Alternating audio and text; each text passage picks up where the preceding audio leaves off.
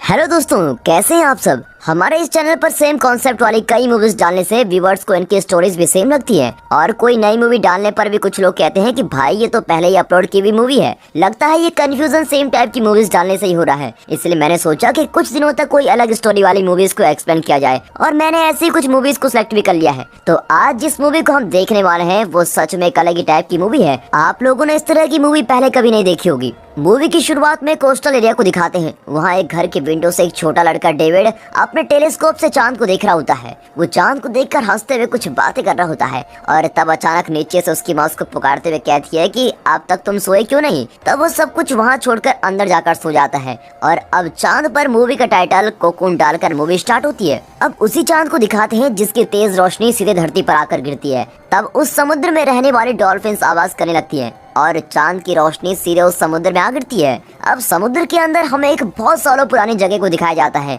जहाँ काफी सारे रॉक्स हैं, और ये काफी मिस्टीरियस भी लगते हैं। अब सीन कट करके समुद्र किनारे होने वाले एक ओल्ड एज होम यानी कि रिटायरमेंट हाउस को दिखाते हैं। वहाँ बैन, आर्थर और जो नाम के 3 बुजुर्ग अपनी बीवियों के साथ एक कार से उतरते हैं, और उन्होंने ग्रोसरीज खरीदी होती है। तो वे लोग मजे से कुछ बातें करते हुए होम के अंदर आते हैं। अब उस ओल्ड एज होम में काफी सारे लोग रहते हैं। जो बुजुर्ग हैं उनमें से कुछ लोग चल भी नहीं पाते, और कुछ लोग सैड नजर आते हैं, लेकिन कुछ लोग ऐसे भी होते हैं जो काफी खुश नजर आते हैं। अब इन्हें देखिए, एक अंकल बेड पर लेटे हुए हैं, और ये उनको एक बुक देकर कहते हैं ये लो वो बुक जो तुमने मांगी थी, एंजॉय। इस तरह ये लोग यंग इंसानों की तरह बातें करते हुए आ रहे होते हैं। तब एक रूम में कोई बुजुर्ग की सांस फूल रही होती है, और वहाँ के डॉक्टर और नर्स उनको बचाने की कोशिशों में लगे रहते हैं, और ये देखकर वो तीनों बड़े ही अपसेट हो जाते हैं। अब दिखाते हैं कि बैन, आर्थर और जो बातें करते हुए उस घर से कहीं निकल कर जा रहे होते हैं। तब उनमें से कोई कहता है कि अब कुछ दिनों में अपना भी यही हाल होने वाला है। इस पर बैन कहता है, अरे भाई इन सब बातों से कोई डरता है क्या। जिंदा रहते वक्त हमें अपनी लाइफ को एंजॉय करना चाहिए।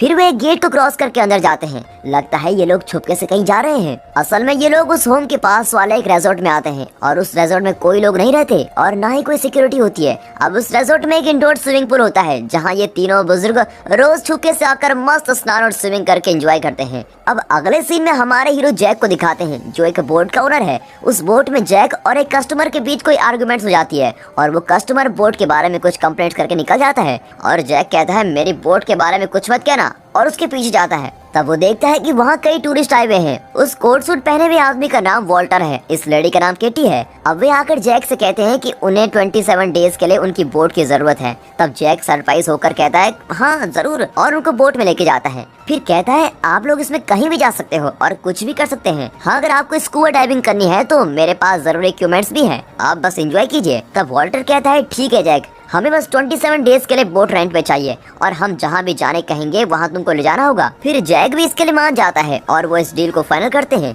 अब उस ओल्ड एज होम को दिखाते हैं, जहाँ तीनों बुजुर्ग खेल रहे होते हैं। तब बैन का ग्रैंडसन डेविड उसके पास आता है। ये वही लड़का है जो स्टार्टिंग सीन में चांद को देख रहा था। अब बैन उसे पूछता है तुम यहाँ क्यों आए हो। तब डेविड उसके कान में कहता है कि आप तीनों जहाँ नहाते हो ना, वो प्लेस मुझे पता है, आज मैं भी आप लोगों के साथ वहाँ चलूंगा। फिर बैन भी कहता है ठीक है, लेकिन तुम किसी को इस बारे में मत बताना, और इस पर डेविड भी हाँ कहता है, और फिर वो वहाँ से जाते हैं। वहाँ पहुँचने पर देखते हैं कि वहाँ वो टूरिस्ट की टीम आकर उस रिजॉर्ट को रेंट पर खरीदने की बात कर रहे हैं, और एक लेडी उसको सेल भी कर रही होती है, और वो उनसे पूछती है कि आप लोगों को स्विमिंग पूल मेंटेन करने के लिए किसी की जरूरत है। इस पर वॉल्टर कहता है नहीं नहीं नहीं, हमारे लिए प्राइवेसी मेन है, और हमारा काम हम खुद ही देख लेंगे। आप सिर्फ एक काम कीजिए, ये जगह हमको रेंट पर दे दीजिए। अब ये सब देखकर हमारे बुजुर्ग अपसेट हो जाते हैं, और अब तो हमें बकेट में कूद कर ही नहाना पड़ेगा, ये सोचकर वहाँ से चले जाते हैं। अब अगले सीन में बोट में टूरिस्ट टीम को दिखाते हैं, और वॉल्टर जैक को एक मैप दिखाकर कहता है कि हमें इस जगह पर जाना है, और जैक भी उसे देखकर वहाँ ले जाने के लिए राजी हो जाता है। यहाँ हॉस्पिटल में बैन की आई साइट चेक की जा रही होती है, क्योंकि उसकी आंखों की रोशनी कम हो रही है।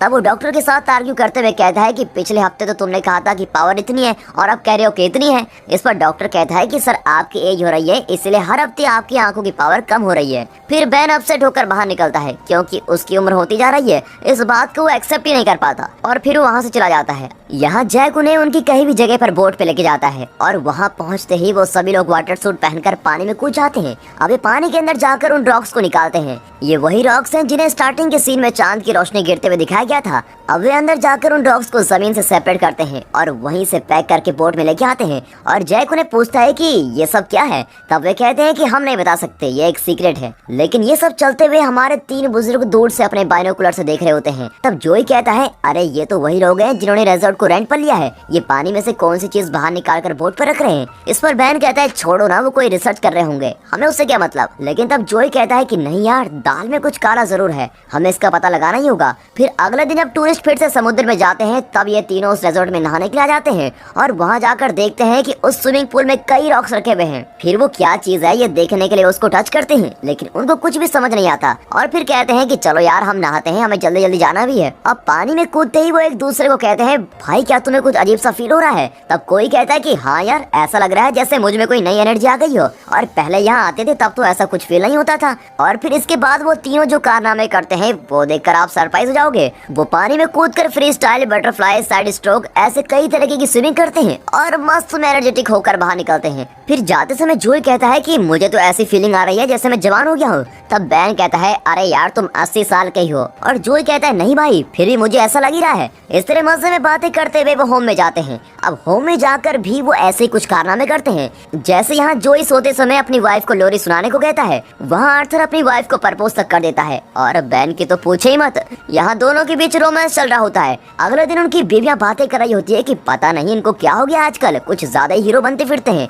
अब ये तीनों फिर से उस रिजॉर्ट में जाते हैं। इनकी चाल तो देखिए, ऐसा लगता है कि ये 30 साल के नौजवान बन गए हैं और इन्हें पता चल गया है कि वो एनर्जी उन्हें उसी स्विमिंग पूल से मिली है। वो फिर से वहाँ चुपके से जाकर नहा जाते हैं। अब कुछ दिनों तक ऐसे चल रहा होता है और उस टूरिस्ट टीम को इस बारे में बिल्कुल भी खबर नहीं होती। यहाँ बोर्ड पर टूरिस्ट टीम ने कोई डिवाइस रखा हुआ है और उसको देखकर जैक को कुछ समझ में नहीं आता। फिर वो उसे एक म्यूजिक प्लेयर समझकर कोई बटन प्रेस करता है तो अचानक उसमें से की करके आवाजें आने लगती है और इससे जैक घबरा जाता है। और इस डिवाइस की आवाज को सुनकर एक डॉल्फिन समुद्र से बाहर आती है और कुछ आवाजें करने लगती है। और तब जैक सोचता है कि असल में वो डिवाइस नहीं बल्कि इस डॉल्फिन की आवाज थी। फिर वे लोग पानी में से क्या लेकर आए हैं ये चेक करने के लिए वो अंदर जाकर धीरे से उस पैकेज को खोलते हैं। लेकिन तब वहाँ कैटी आ जाती है और वो उन्हें पूछती है, जैक तुम यहाँ क्या कर रहे हो। तब जैक कहता है, मैं भी कई दिनों से देख रहा हूँ कि आप लोग पानी में जाकर इतनी बड़ी बड़ी चीजों को उठा कर लाते हो, पर इसमें असल में है क्या। इस पर वो कहती है कि हम ये नहीं बता सकते, ये एक टॉप सीक्रेट है। पर उसके बार बार सवाल करने से वो कहती है, ठीक है मैं बताऊंगी, लेकिन तुम ये किसी को नहीं बताओगे।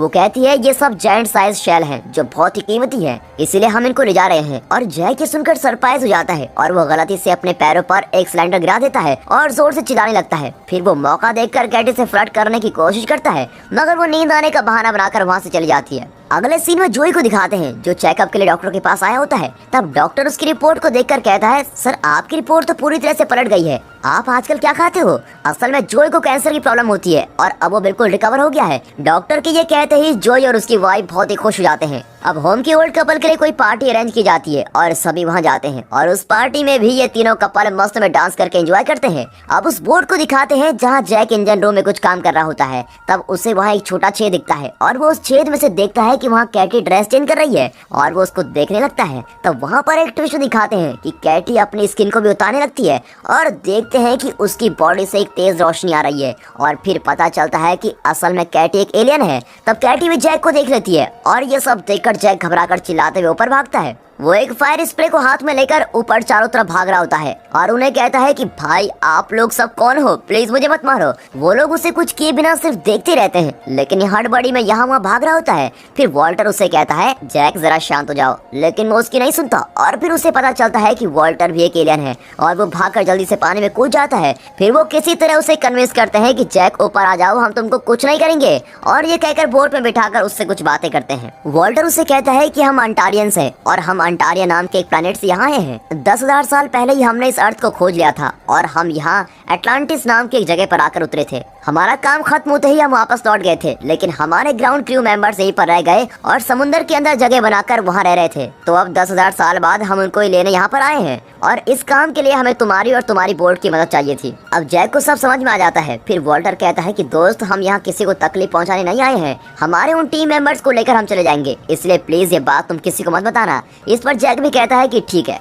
अब अगले सीन में हमारे बुजुर्गों को उस रिजॉर्ट में दिखाते हैं और यहाँ ये साथ में उनके फ्रेंड बर्नी को भी लाए हुए हैं। वो उसे कहते हैं कि अरे भाई देखो यहाँ कैसे एंजॉय करते हैं, तुम भी पानी में कूद जाओ, फिर देखो ऐसा लगेगा कि तुम 30 साल के हो गए हो। लेकिन ब्रैनी पानी में नहीं उतरता और पूछता है कि इस पानी में समुद्र के पत्थर क्यों रखे हुए हैं, तुम लोग नहा लो भाई, मैं तो नहीं आऊंगा। ये कहकर वो बैठ जाता है। फिर वो उन टूरिस्ट को रिजॉर्ट की तरफ आते हुए देख लेता है और उनसे कहता है कि अरे वो लोग आ रहे हैं, जल्दी से बाहर आ जाओ। फिर जल्दी जल्दी में वो सब पूल के सामने वाले एक कबर्ड के अंदर जाकर छिप जाते हैं और टूरिस्ट भी वहाँ जाते हैं और वो उन रॉक्स को पानी में डालने लगते हैं जो वो अपने साथ लाए थे। फिर वॉल्टर अपने हाथ की स्किन उतारता है और उसका एलियन वाला हाथ नजर आता है। अब ये देखकर तो वो सभी बुजुर्ग शॉक हो जाते हैं। अब वॉल्टर अपने हाथ को पानी में डालता है और सभी रॉक्स में रोशनी आकर वो चमकने लगते हैं। असल में वो अपनी एनर्जी उन रॉक्स को दे रहे होते हैं। फिर अब सारे एलियंस अपनी स्किन को उतार कर एक बॉक्स में रखते हैं और सब वहाँ गैदर हो जाते हैं। तब उनमें से एक एलियन कबर्ड में उनको देख लेता है और उनके पास आता है। वो डोर ओपन कर देता है और ये लोग तुरंत वहाँ से बाहर निकल कर वहाँ से भाग जाते हैं। अब यहाँ ओल्ड एज होम में वो लोग घबराकर गार्ड्स को बुलाते हैं और कहते हैं कि उस रिजॉर्ट में एलियन से उनको पकड़ लो।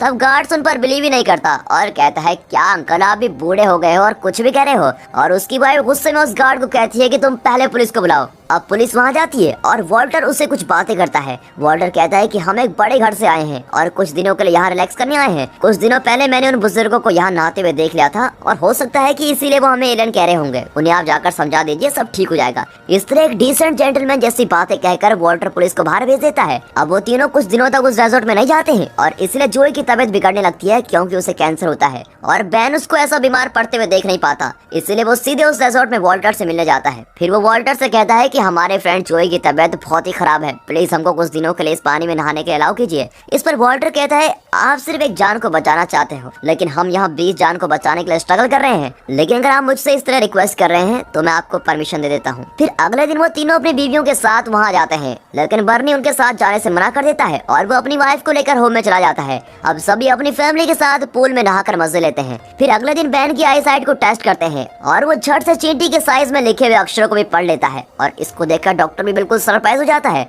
और इस तरह आई साइट अच्छी होने से बैन कार भी चलाने लगता है। अब वे सब अपनी बीवियों के साथ खूब मजे करते हैं, जैसे पब में जाना, रात के टाइम पार्टी शार्टी, डांस, शॉपिंग। और इतना ही नहीं, बैन की वाइफ एक पेड़ पर भी चढ़ जाती है। अब ऐसे ही चलते एक दिन जब आर्थर और बैन कहीं जा रहे होते हैं तब होम से उन्हें उनके एक फ्रेंड रोककर पूछते हैं कि आजकल तुम सबको क्या हो गया है, कल मैंने तुम्हारी वाइफ को पेड़ पर चढ़ते हुए भी देखा, सब ठीक है ना। तो बैन कहता है कि अरे नहीं सब ठीक है, एक्चुअली उसे बचपन से पेड़ पर चढ़ने की आदत है। और ये कहकर वो वहाँ से चला जाता है। अब यहाँ ओशन के अंदर जैक को दिखाते हैं जो कैटी को पटाने की कोशिश करता है और वो जब रोमांटिक मूड में उसके पास जाता है तब कैटी कहती है कि ये पॉसिबल नहीं है, हम अंटारियंस है और अलग तरीके से मजे करते हैं। ये कहकर वो स्विमिंग पूल में उतरकर उसे सामने रुकने को कहती है और अपनी कोई पावर उसको देती है जिससे जैक को कुछ महसूस होता है और इस तरह उनके बीच अंटारियन रोमांस होता है। अब अगले सीन में दिखाते हैं कि जो ने कोई गेम खेलकर उसको विन कर लिया है और वो खुशी से पागल हो जाता है। तब बैन उसे समझाता है कि देखो जोय, उस पानी में नहाने से हमें ये पावर मिली है, तो अब ऐसे बिहेव करोगे तो सबकी नजर हम पर ही पड़ेगी ना।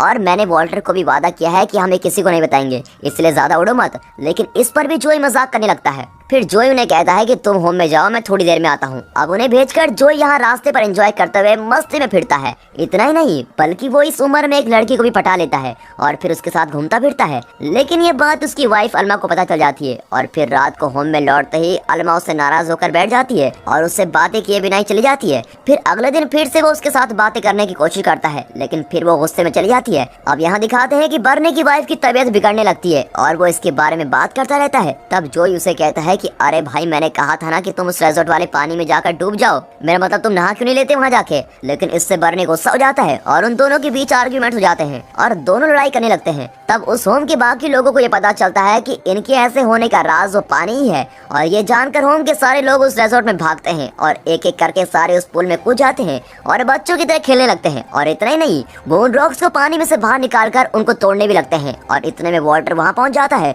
और जोर से चिल्लाकर उन सबको पुलिस के नाम से धमकाता है और सभी को बाहर निकाल देता है और वो तीन बुजुर्ग वहीं रुकते हैं। फिर वॉल्टर और टीम उस टूटे हुए रॉक्स को धीरे से ओपन करते हैं। असल में वो रॉक नहीं, कोकून्स होते हैं। जब ये एलियंस धरती पर ही रह गए थे तब वो ऐसे ही कोकून्स बनकर उनमें जी रहे थे। अब इस कोकून को खोलते ही उसमें से एक एलियन अपनी सारी पावर को खोकर मर चुका होता है। अब पता चलता है कि असल में नहाते समय उन सबको इन एलियन से ही पावर मिली थी और इसलिए वो लोग इतने एनर्जेटिक बन गए थे। अब इससे नाराज होकर वाटर बैन से कहता है, मैंने तुम पर भरोसा किया था और तुमको ये पानी यूज करने दिया था, लेकिन तुम सबने ये क्या कर दिया। इससे वो सभी बहुत ही गिल्टी फील करते हैं और वहाँ से निकल जाते हैं। यहाँ बर्नी की वाइफ रोज की तबीयत बहुत ही ज्यादा बिगड़ जाती है। ये देखते हुए बर्नी उसकी मेडिसिन लेकर आता है, लेकिन तब तक रोज मर चुकी होती है। फिर वो फूट फूट कर रोने के अलावा रोज को रिजॉर्ट वाले स्विमिंग पूल में ले जाकर रोज उठ जाओ कहकर रोता रहता है। लेकिन वॉल्टर वहाँ कर कहता है, सॉरी बर्नी, अब ये पानी कुछ काम नहीं करेगा क्योंकि इसकी सारी पावर खत्म हो चुकी है। फिर वो ओल्ड एज होम में लौट जाता है और रोज की बॉडी लेकर जाते समय होम के सारे लोग बड़े उदास हो जाते हैं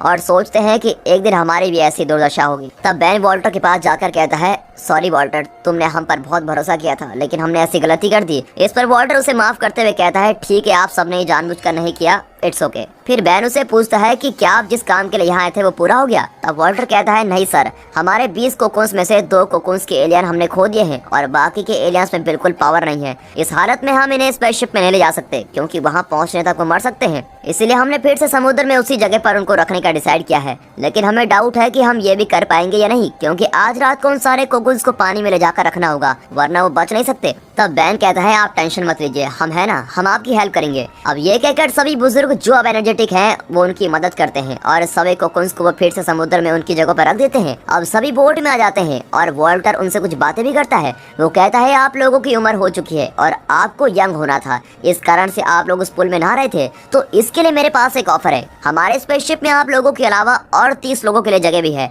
अगर आप लोग चाहो तो हमारे साथ वहाँ आ सकते हो और वहाँ आने पर आप लोग यंग और इमॉर्टल हो जाओगे, यानी आप हमेशा जिंदा रह सकते हो और आपको कभी मौत भी नहीं छुएगी। और इसके अलावा हमें धरती से कुछ अच्छे रिलेशन भी मिल जाएंगे। तो क्या कहते हो आप सब? तो इस ऑफर के लिए आप सब रेडी हो ना? तब सभी एक दूसरे को देखकर कहते हैं, ये तो अच्छा ऑफर है। लेकिन बर्नी कहता है कि मैं हरगिज नहीं आऊंगा क्योंकि मेरी वाइफ साथ में नहीं है, इसलिए मैं यहीं रहकर मर जाऊंगा, तुम सब चले जाओ। ये कहकर फिर सब सेट हो जाता है और वो सब एग्री करते हैं और होम में लौट आते हैं। अगले दिन बैन डेविड को बता रहा होता है कि हम कोई और जगह जाने वाले हैं और वहीं हमेशा रहेंगे और वहाँ जाने पर हम इमॉर्टल हो जाएंगे। फिर डेविड सवाल करने लगता है कि आप कहाँ जा रहे हो, लेकिन बैन कहता है कि वो कुछ नहीं बता सकता और आखिरी बार गुड बाय कहकर वहाँ से चला जाता है। अब ये इनका धरती पर आखिरी दिन है और यहाँ आर्थर अपनी पूरी सेविंग को विथड्रॉ करके रास्ते में आ जाने वाले लोगों को बांट देता है क्योंकि अब इन पैसों की उसको कोई जरूरत ही नहीं है। और यहाँ जोई अल्मा को मनाने जाता है लेकिन वो नहीं मानती। फिर वो कहता है कि तुम्हारे बिना मैं कहाँ जाऊंगा, इस धरती पर अब मैं गिनकर 6-7 महीने ही जिंदा रह पाऊंगा, इसलिए मुझे वहाँ जाकर इमॉर्टल होना है और मैं तुम्हारे साथ ही वहाँ जाना चाहता हूँ। इस तरह की बातें करके वो उसको मना लेता है। अब होम के सभी लोगों को जगाकर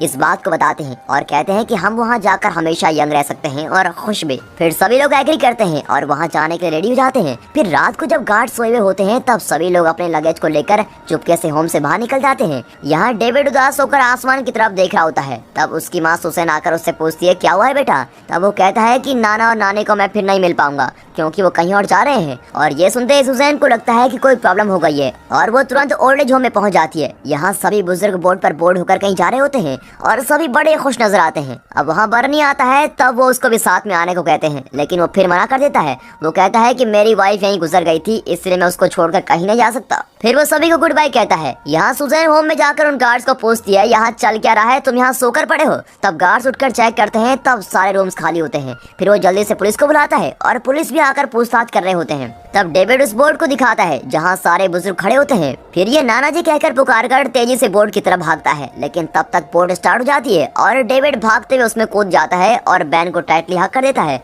फिर वहाँ पुलिस की बोट और हेलीकॉप्टर सभी को आकर रोकने की वार्निंग देते हैं लेकिन जैक बोट को बीच समुद्र में बड़ी तेजी से चला रहा होता है और वॉल्टर आकर कहता है कि चाहे कितने भी लोग हमको फॉलो कर दें, तुम जल्दी से मेरी कहीं भी लोकेशन पर लेकर जाओ, ऐसा ऑर्डर देता है। फिर पुलिस की बोट भी इनको फॉलो करते हुए आती है और फिर सुसैन कहती है, डेविड तुम कहाँ जा रहे हो, ये लोग तुमको कहीं किडनैप तो नहीं कर रहे हैं? और डेविड समझ लेता है कि ये सभी लोग कहीं जा रहे हैं पर बहुत ही खुश हैं, इसका मतलब ये कहीं अच्छी जगह ही जा रहे हैं। अब ये सोचकर वो बैन को हक करके गुड बाय कहता है और अचानक पानी में कूद जाता है और बैन डरकर बोट रोकने को कहता है पर डेविड कहता है, नाना जी मैं बच जाऊंगा, आप चले जाओ। फिर बोट भी बिना रुके चली जाती है। यहाँ पुलिस किसी तरह डेविड को बचा लेती है लेकिन फिर उनकी बोट तेजी से निकल गई होती है और पुलिस भी उनका पीछा करना छोड़ देती है क्योंकि वहाँ फॉग जमने लगती है और उनको कुछ दिखाई भी नहीं देता। अब बोट बीच में खड़ी होती है और ऊपर से एक बड़ी स्पेसशिप आती हुई नजर आती है। उनके चारों ओर फॉग जमा होता है। फिर वो स्पेसशिप बोट को धीरे धीरे ऊपर उठाती है और यहाँ वॉल्टर जैक को उसकी पेमेंट देता है और उसको थैंक्स कहता है। फिर डेविड कैटी से मिलकर उसको आखिरी बार हक करके गुड बाय करता है और फिर वो एक छोटी बोट में कूद जाता है।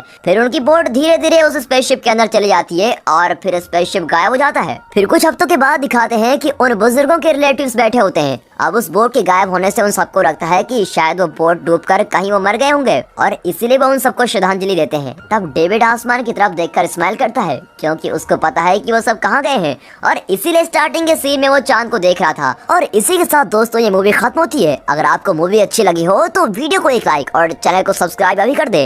And finally